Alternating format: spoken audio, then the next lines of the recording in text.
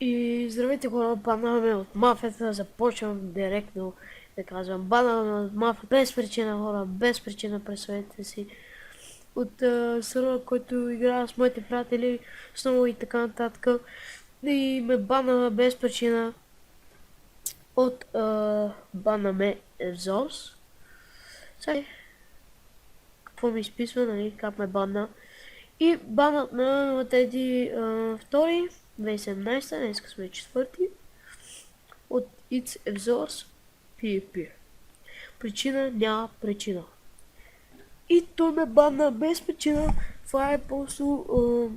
да я знам. Бана ме точно докато се игра.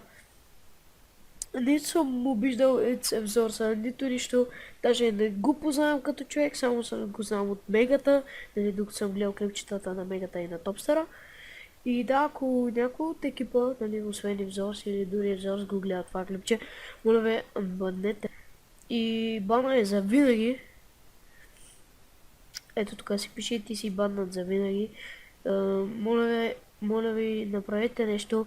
Гледах и други клипчета на мафията, че са ги банали. И тях са ги банали за други прости, които те не са правили. Не знам какъв е екипа, само Мегата и Топстър си вършат работата, може и някой друг. Но гледах много клипчета, които са ги банали просто тъй през причина. Моля ви, пишете ми в коментарите, ако сте някой от екипа, дали можете да ме баните.